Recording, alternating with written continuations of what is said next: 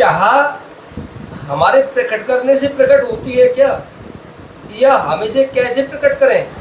क्या हमारे करने से हो सकती है? क्या हमारे करने से हो सकती है? ये चाह कैसे प्रकट हो?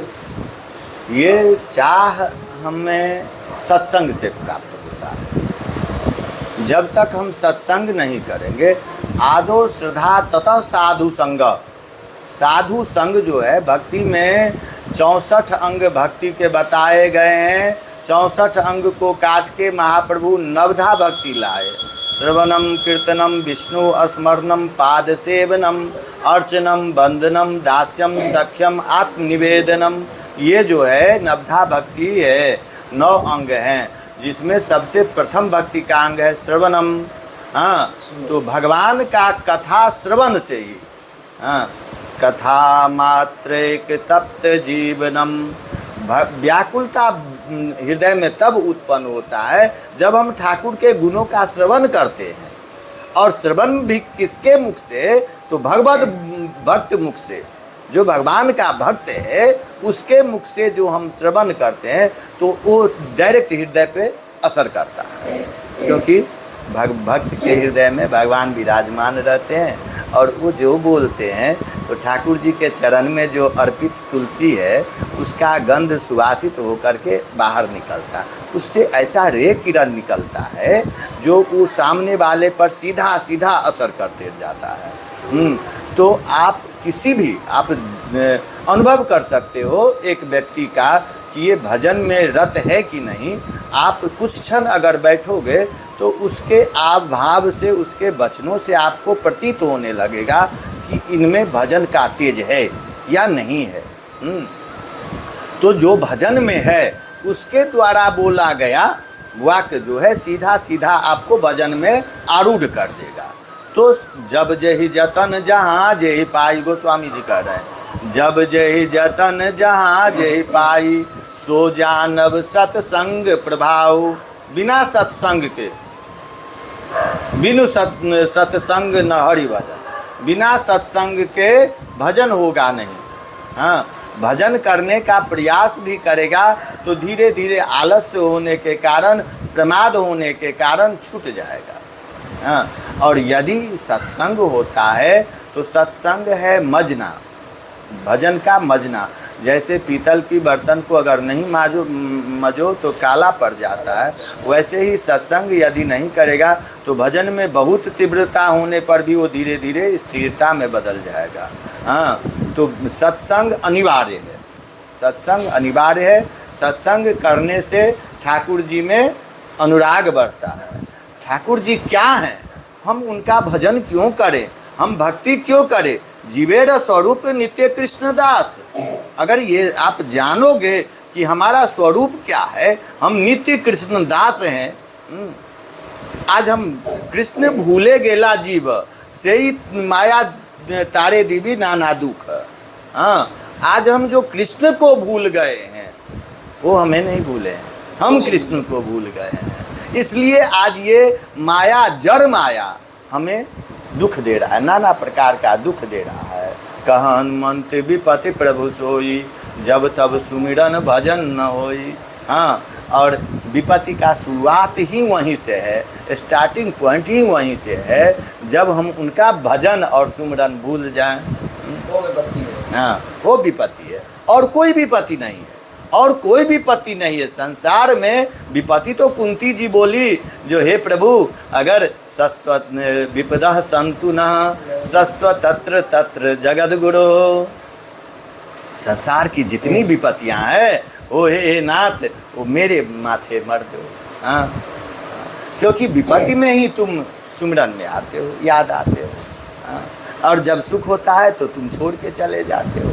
लाक्षागृह था तो तुम आए, और जब दुर्वासा का कोप बढ़ा तुम आए, जब द्रौपदी का चीरहरण हो रहा था तुम आए, आज जब युधिष्ठिर को राज्य मिल गया तो तुम जा रहे हो द्वारका। तो विपदा संतु न सस्व तत्र तत्र जगत गुरु। हे नाथ, सुख के माथे सिल पड़े जो हरिसों बिलगाए, बलिहारी वा दुख की जो पल पल नाम रटाए। यही भक्ति है। भक्ति उसी को हो जाता है। वैसे तो प्रहलाद जी बताते हैं मतिर्न कृष्णो परतः स्वतोबा, ये मति कृष्ण मति बनी बनाई आती है। किसी के बताने से होता नहीं। जब तक पूर्व जन्म का कुछ संस्कार नहीं रहेगा तब तक मतिर्न कृष्णो परतः स्वतोबा मिथ्योभिपद्येत गृहव्रता नाम। हाँ, ये किसी के बताने से नहीं होता है, कृष्ण भक्ति बताने से नहीं होता है। ये तो पूर्व जन्म का संस्कार यदि आपके पास है तो थोड़ा सा आँच लगेगा, आप भक्ति में रत हो जाओगे। वरना आप बहुत घन संघर्ष करने पर भी हो सकता है किसी महापुरुष का कृपा मिल जाए तो जैसे जगाए मधाय का उद्धार हो गया वैसे ही आप भी हो जाओ। यही है भक्ति का सूत्र। हाँ, आज मतलब मेरे प्रश्न ही खत्म कर दिया आपने, क्योंकि मैंने लगभग बहुत संतों के पास जाके पूछा महाराज जी आज तक कि ठाकुर जी के लिए चाह कैसे पैदा हो। बहुत सारे संतों ने कहा कि वो प्रेम से प्रकट होते हैं, हरि व्यापक सर्वत्र समाना, प्रेम से प्रकट हुई में जाना। कहते हैं प्रेम नदिया की सदा उल्टी बहे धार। प्रेम के ऊपर लाखों उदाहरण सुने हैं, लगभग हजारों उपाय सुने हैं, पर प्रेम कैसे पैदा हो ये आपने सुनाया। लेकिन आपने लास्ट में क्वेश्चन मार्क लगा दिया कि पूर्व जन्म का थोड़ा सा संस्कार होगा। हाँ, तो शायद और जल्दी संभव है। जी जी। हाँ, जैसे ध्रुव जी महर्षि सोबर ही थे, हाँ, बहुत जल्दी ही काल में उन्होंने महाराज जी हाँ, हाँ। बाद में ध्रुव जी बन के आए थे। महर्षि सोबर ही ध्रुव जी थे, हाँ, जहाँ मैंने पढ़ाया शायद बक्सरतान को महाराज जी। तो लेकिन जो पूर्व जन्म का प्रारब्ध है वो भी तो कहीं से स्टार्ट हुआ होगा। हाँ, होता है। अरे तो हम लोग जो है विशुद्ध ईश्वर अंश जीव अविनाशी, हाँ, उन्हीं से निकले हुए हैं। हाँ, उन्हीं से निकले हुए हैं।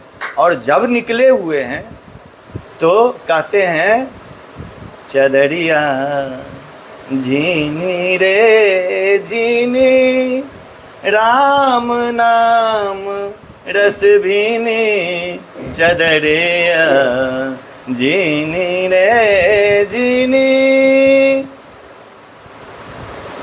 9-10 मास बुनन को लागे, मूरख मैं लेकिन चदरिया झीनी रे झीनी। ये 9-10 मास में बुन करके तैयार करके ठाकुर जी हमें ये चादर देते हैं। ये शरीर रूपी चादर जो है एक दिन में बुनाई नहीं होता, 9-10 मास बुनन में लागे। इसको ओढ़ना कैसे है तो कहते हैं इसको ओढ़ने की तरीका सबको आता नहीं। 2-4 ऐसे हैं जो ओढ़ पाए हैं। ध्रुव प्रहलाद सुदामा ने ओढ़ी, ध्रुव प्रहलाद सुदामा ने ओढ़ी। ध्रुव प्रहलाद ये सुदामा ये सब जो है इसको सुख ने निर्मल कीनी, दास कबीर ने ऐसी ओढ़ी, ज्यों की त्यों रख दीनी, चदरिया झीनी रे झीनी। तो ऐसे ये निर्मल थे हम, ऐसे श्वेत चादर ओढ़ के आए थे, इसमें दाग लगा दिए। हाँ, इस दाग को अब धोना सदगुरु का काम है। कोई सदगुरु मिल जाए कृपा करके। ठाकुर जी का ये मानव तन मिला है, एक सदगुरु के रूप में भगवान ही आते हैं जब उनका कृपा। ये तो अकारण अहेतु करुणा वर्णालय है, इनका जब करुणा हो जाता है तो ये गुरु रूप में आ जाते हैं।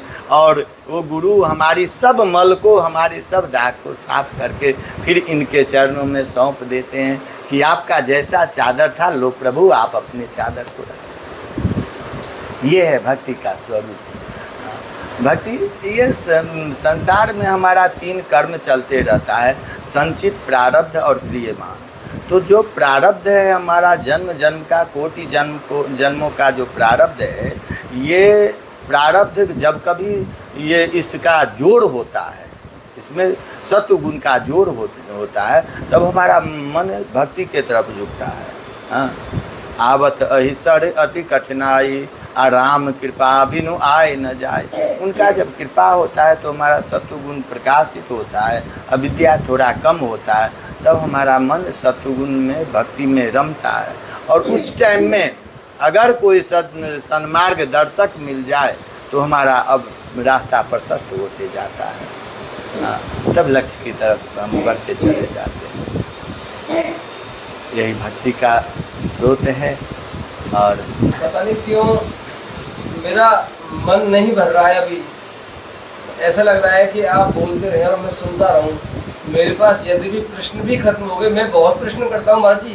जी जी हाँ। मैं संतों के पास जाता हूँ क्योंकि सभी भक्तों को पता है जो हमको देखते हैं, और महाराज जी पूरे विश्व के लोग देखते हैं हमको, पूरे विश्व के लोग, और कई साल से शरीर से जुड़े हुए हैं सभी भक्त लोग। पर महाराज जी मैं प्रश्न भी बहुत करता हूँ संतों से, लगभग बहुत सारे संत बहुत सारे प्रश्नों का जवाब नहीं दे पाते। लेकिन आज यहाँ मुझे ढूंढने से प्रश्न नहीं मिल रहा है।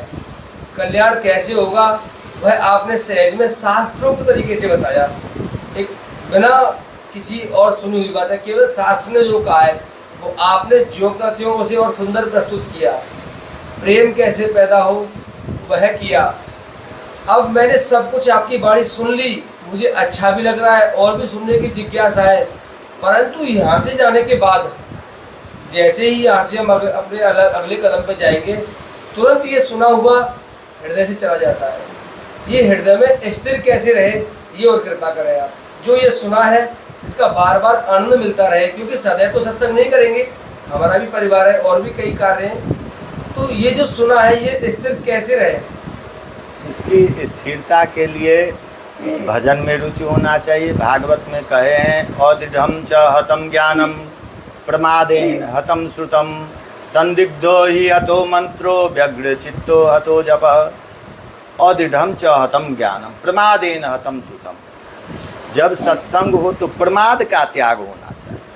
प्रमाद ये है मतलब हम यहाँ बैठे हैं, हमारा मन घूम फिर रहा है, कहीं कहीं उड़ रहा है, ये ऐसा उड़ना नहीं चाहिए। जब हम यहाँ सत्संग में जितनी देर हम हैं तो उस समय में हमें केवल सत्संग करना है। बड़ी से बड़ी चिंतन आ जाए मन में, उस चिंतन को त्यागना है। अभी हम संसार के नहीं, हम भगवान के हैं। हाँ, तो प्रमाद त्याग करके जो सत्संग होगा वो सत्संग हमारे हृदय को भा जाता है। और जो हृदय को भा जाता है, हृदय में एक ऐसा कंप्यूटर है जो उसमें डाउनलोड हो गया तो फिर वो डिलीट नहीं होता। आप देखे होंगे कुछ बातें ऐसी है बचपन की जो आपके हृदय में घर कर गया है, आज तक नहीं भूले, आज तक वो भूले की अवस्था की बातें। हाँ, वो भूलता नहीं है। तो वो क्यों नहीं भूलता? क्योंकि उसमें हम प्रमाद रहित थे। हाँ, प्रमाद रहित हो करके उसका श्रवण या एक्टिविटी जो हम किए वो हमारे हृदय पर छाप छप गया है। वही छाप यदि सत्संग में हम हैं तो सत्संग में ऐसा छाप होने के लिए प्रमाद रहित होना होगा। उस समय जरूरी से जरूरी काम है तो उसको दिमाग से झटक करके केवल मात्र सत्संग की बताते हैं। सत्संग में कैसा होना चाहिए? तो जैसे एक बार जनक जी सत्संग कर रहे थे अष्टावक्र जी से, और जनक जी का अष्टावक्र बहुत बड़े महात्मा है। वो जो सत्संग करते हैं तो जनक जी के तरफ देख देख करके सत्संग करते हैं। और सभासद से मन में आया कि भाई राजा है जनक जी, तो इनके तरफ विशेष ध्यान दे रहे हैं महात्मा जी। हाँ, तो महात्मा तो अष्टावक्र हैं, जान गए मन की बात। बोले अच्छा कुछ लीला तो करना पड़ेगा। तो ऐसा हुआ, लीला रच दिए। उधर से आवाज़ आई कि राजमहल में आग लग गया है, राजमहल के किसी एक ओहदे में आग लग गया है। अब सब तो भाग के, अरे आग लग गया, आग लग गया, सब भाग खड़े हुए वहाँ आग मिझाने के लिए। तो जनक जी उठे, हिले तक नहीं। हाँ, वो सत्संग सुन रहे हैं। सब गया, आग मिझ भी गया। वो तो लीला था, आग मिझ भी गया। सब फिर आ गए, बैठ गए। सत्संग चल ही रहा है, ना अष्टावक्र सत्संग को रोके, न जनक जी ऐसे करके देखे कि कहाँ की ये घटना है, क्यों शोर हो रहा है। तो अब अष्टावक्र प्रश्न कर रहे हैं, जब सब आ गया आग को शांत करके, तब प्रश्न कर रहे हैं कि जनक, ये जो हल्ला हुआ अभी अभी सुने? प्रभु क्या हल्ला हुआ? तो तुम्हारे महल में आग लग गया था, सब दौड़ के गए आग शांत करने के लिए, तुम नहीं गए, ऐसा क्यों? तो जनक जी जवाब देते हैं, प्रभु ये तो बाहर की आग है। हाँ, ये बाहर की आग है, जो वैसे भी शांत हो जाएगा, हो गया होगा। मैं अंदर की आग जो लगी हुई है उसको शांत कर रहा हूँ प्रभु। हाँ, इस आग को शांत किए बिना मैं उस आग को कहाँ से देख पाऊँ? ऐसी तीव्रता होनी चाहिए सत्संग में, और इस तीव्रता के साथ जो सत्संग करता है उसका सत्संग भुलाए न भूलता है। हाँ, दो तरह का होता है सत्संग भी, एक तो हम सत्संग करते हैं और एक सत्संग होता रहता है। एक है हम बैठ कर के ध्यान करते हैं, लेकिन ब्रज की गोपियाँ भी ध्यान करती हैं। हाँ, नारद बाबा पूछते हैं, क्यों आप बैठ जाओ महाराज। नारद बाबा पूछते हैं, अरे गोपियाँ तुम ध्यान कर रही हो? ये तो नई नई बात देख रहा हूँ, तुम ध्यान कर रही हो। ब्रज की गोपियाँ तो प्रेम करती हैं। बोले मैं ध्यान ना कर रहा हूँ बाबा। तो क्या कर रहे हो? बोले मैं ध्यान से उस टेढ़े टंगड़ी वाले को निकाल रहा हूँ। हाँ, बड़ा कष्ट हुए हैं उनके रहते हुए। सारा ब्रह्मांड ध्यान करके उनको अपने अंदर बिठाना चाहता है, तुम निकारवे की बात कर रहे हो? बोले हाँ बाबा, मैं तो निकारवे की बात कर रहा हूँ, क्योंकि उनके रहते तो कछु हो ना पाए। हाँ, कोई काम ना हो पाए तो है। लेकिन ये है टेढ़े टंगड़ी वाले कि घुस गए तो घुस गए, अब ये निकारवे की नाम ना ले रहा हो। हाँ, ये है सत्संग। एक सत्संग हम करने जाते हैं रहुगन की तरह। हाँ, रहुगन भी जाता था सत्संग करने के लिए, पालकी पे सवार होकर के। जड़ भरत जी बताए, ये कैसी सत्संग है भाई? चार कहार को तुम दुख दे के दे जा रहे हो, उनके शरीर पे बैठ के जा रहे हो और सत्संग बोलते हो करते हैं। सत्संग में तो ये है कि किसी को पीड़ा तुमसे ना पहुँचे, तो सत्संग है। और तुम तो किसी को दुख दे के जा रहे हो, ये भगवान के पास जा रहे थे। हाँ, ये कैसा सत्संग है? तो सत्संग वो भी करते थे, लेकिन कहते हैं सत्संग होना चाहिए हृदय से। हाँ, सत्संग में मतलब ऐसा रम जाए कि जैसे अग्नि से भाग करके कोई हाथी जल में प्रवेश कर जाता है, और वो मीठा स्वादु जल में, शीतल जल में प्रवेश कर जाता है, तो उसको लगे कि सारा संसार में आग लगा है, फिर इस जल में ही बैठा रहूं। ऐसा भाव हो करके जो सत्संग में जाए तो फिर वो सत्संग विस्मृत नहीं होगा। बड़ा सुंदर लगा।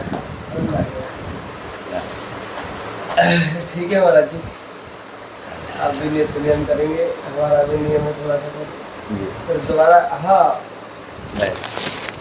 अगर आप लोगों को महाराज जी का सत्संग अच्छा लगा हो तो आप लोग हमें अपने कमेंट के माध्यम से बताना, क्या हम पुनः महाराज जी के चरणों में आएँ और आपको ऐसे दिव्य आनंद से दोबारा से सराबोर कर दें। आप बताना अवश्य। तो अब मिलते हैं हम अगले दर्शन के साथ, तब तक लीजिए जय श्री राधे, जय श्री कृष्ण, राधे श्याम। राधे। आनंद आ गया।